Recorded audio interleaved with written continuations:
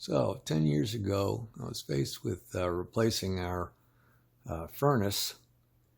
And the old furnace used to hang from the floor joists directly under our bedroom. There you can see the brackets that used to hold the old furnace on the floor joists. And every time the furnace would go off, it would shake the whole bedroom, and it was quite annoying. So when it came time to replace the furnace, I decided we're going to pour a little concrete pad and place the furnace on the concrete pad rather than hang it from the floor joists. And this video is about digging dirt as much as anything else. And I figured while I was at it, may as well add an electronic air filter just upstream of the furnace. And that's worked out real well. So here you can see we've got the controller for the electronic filter and a new modern thermostat that's programmable and turns on the heat a little bit before you wake up and all that good stuff. We followed the wiring for the electronic air filter controller, which is pretty straightforward, except that you'll see there's several splices with the wires going to the thermostat. I really didn't have any room in the back of the thermostat to make those connections, so I spliced the wires together and stuck the splices in the wall, coming out with just the single wires that attach to the thermostat. My wife was worried about me doing the work with the furnace and the house burning down, so he insisted that we get a permit from the city and an inspection. The guy did come out.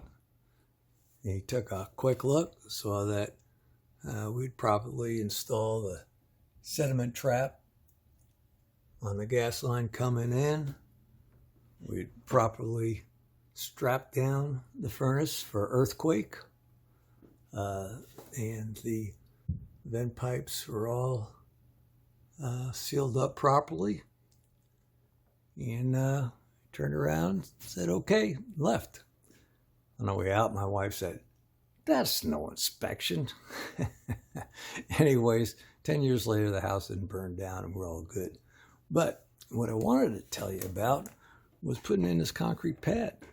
Turns out that the dirt here is just hard as rock, to the extent that in order to dig the hole for the pad, I pulled the air compressor around to the back door, ran a line down here, and chipped away for quite a long time with my little hand hammer, impact hammer, and just chipped away at the dirt.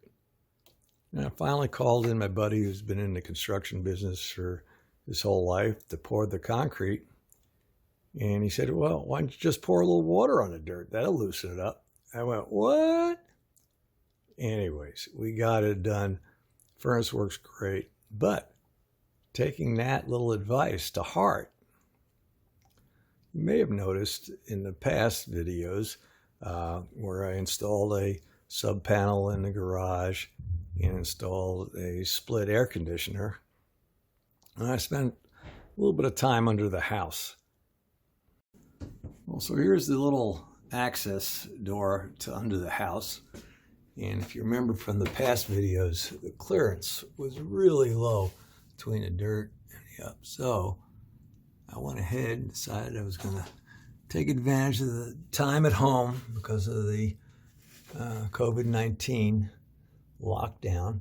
And I built a little ditch going to the back portion where there's quite a bit more room to wiggle around.